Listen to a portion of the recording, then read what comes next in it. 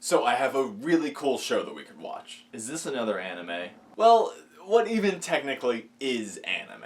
Listen, I don't really care technically what it is, because the last one was just young adults being eaten alive by massive naked men. I swear this one will never be like that one ever, at all, ever. Well, that's a start at least. Until the final scene. What? This one's called Tokyo Ghoul. It's about an average boy named Ken who's forced to be a cannibal. What the fuck? Wait, no. It's easy. It's because someone put a woman's organs inside his body. That doesn't answer the what the... Is this a sex thing? Why would that be a sex thing? Well, she has her organs in him. That could mean a lot of things. Oh no, it's like a transplant thing to keep him alive after she, pokes a bunch of holes in his chest with some weird tentacles, takes a bite out of him, and spills his fluids everywhere. So this is a vor thing. No, it's not a vor... No, it's not a vor thing. It's a ghoul thing. They're the cannibals. Yeah, they can only eat people, because normal food tastes real icky. Like, broccoli levels of icky. There's even a whole scene where Ken's just trying to force food down and throws up all over the place. He even tries milk. So food tastes bad, people don't. Yep, just like real life. What? So anyway, humans really hate these ghoul things that have to eat them to survive for some reason, and Ken, now being one of them, has to team up with some other ghouls to survive. So he finds this cute little coffee shop that knowingly houses violent criminals and theatrical murderer ghouls. Did you say theatrical murderers? Yeah, there's this one ghoul named Tsukiyama who they call the gourmet, and his whole thing is kind of like, luring out young boys, capturing them, forcing them to fight to the death while others watch, and then eating their remains.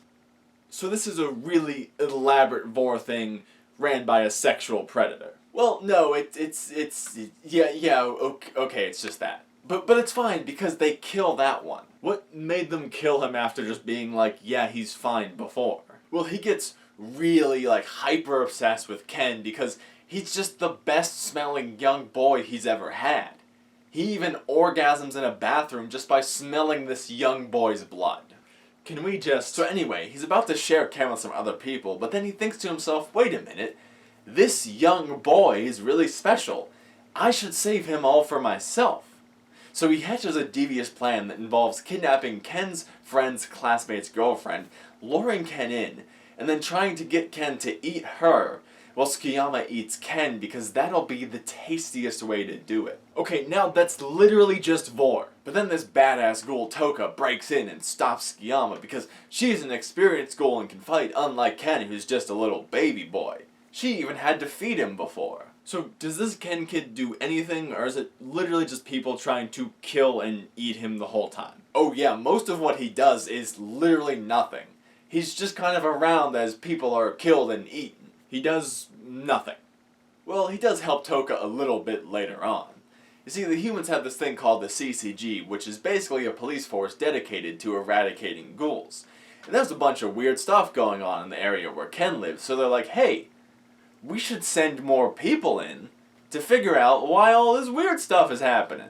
Okay, so this has to be like a massive squad of police, right, who are just patrolling the streets at night and making sure no one gets snatched. That has to be what this is, right? Oh, God, no.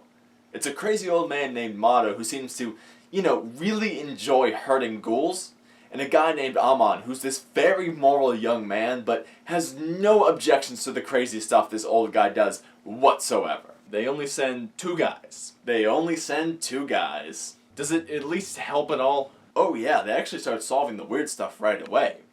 They find this set of tools that was left behind in a fight between the sex girl and a walking Friday the 13th reference, which leads them back to a doctor who just so happens to be the father of this adorable little girl that everyone at the coffee shop loves. So they kill him, and then use his scent to lure out the adorable little girl and her mother, and then, murder the mother in front of the daughter. Oh God, was no one there to help?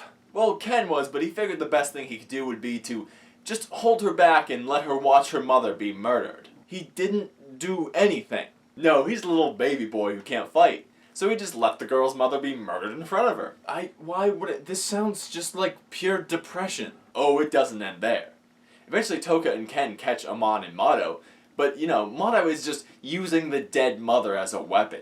He's using her dead body as a weapon. Oh no, ghouls... That seems like a very ineffective tool to fight with. Wait, just listen. Is he just holding it like a sword and wiggling it around? No. Ghouls have this thing called a cognate. It's like a weapon appendage thing they can bring out of themselves that if you kill them, you can turn into a weapon. Alright, that makes much more sense than just wiggling a dead body at someone. Very much so. So the crazy old man's there just brandishing these weapons made from this little girl's dead parents in front of her, saying how all ghouls are weak and should just die. So Toka kills him, but then he has a wedding ring on. 'Cause he's married. Yeah, that's what that means. So it's like really sad because he had a family. Like, people will be sad because he's dead. Yeah, but wasn't he like an insane murderer who literally just tried to kill a young girl using her dead parents as weapons? Yeah, but he had a family. So it's sad. It honestly just sounds like he got what was coming to him. Nope, it's really sad, and Toka's like, what have I done? I killed a man with a family. That never happened to her before. I mean, literally everyone has parents at least, so she's always been killing and eating someone's something. Yeah, but this time it's special. Why is this one special? Because we saw it, you big silly. Anyway, from there, the main cast gets pulled into a war between a terrorist ghoul organization and the CCG. This terrorist organization, ambiguity, has just been, terroristing the fuck out of the CCG bases. So they're like, wait a minute, we'll just do the same to them and destroy their base. But then Ken is trapped inside of there. Well, why would Ken be there? Did he, join this ambiguity or something? Don't be ridiculous. Something as silly as that would never ever happen. Not ever, never in the history of Tokyo Ghoul would something as weird as Ken joining ambiguity ever happen. Never, never ever, and ever never.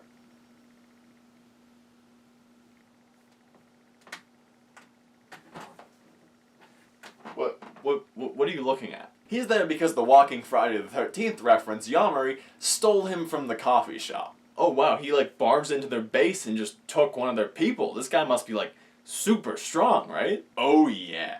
So when this war comes, he's out on the front lines fighting, right? Nope, he's just kind of sitting in a really unrealistically big room, cutting off Ken's toes.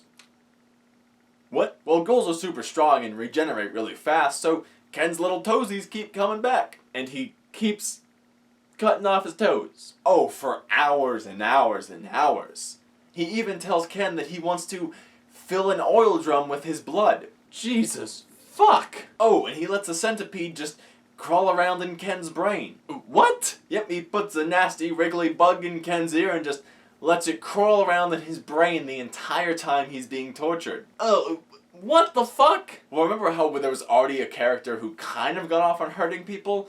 Well, this guy, really gets off on hurting people. It's not even a sadistic thing. It's a purely sex thing. He just, something in his body really just gets going when he, punches the fuck out of someone.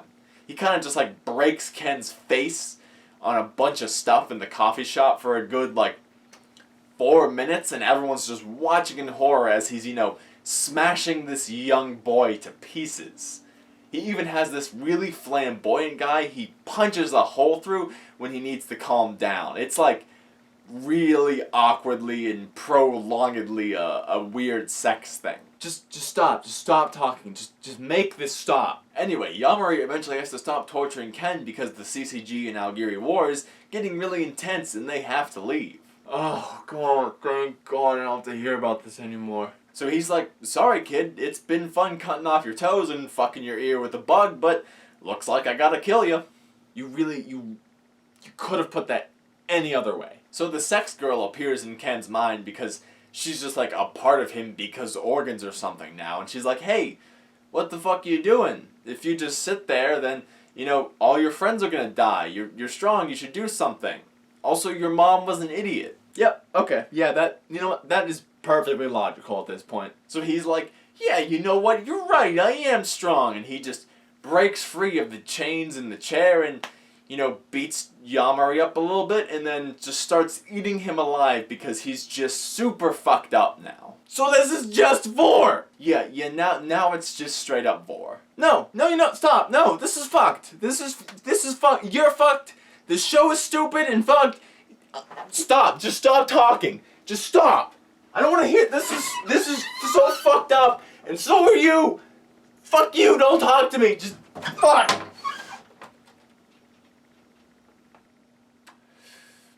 Well, that went fairly well compared to normal. Hey there, thanks for checking out this video.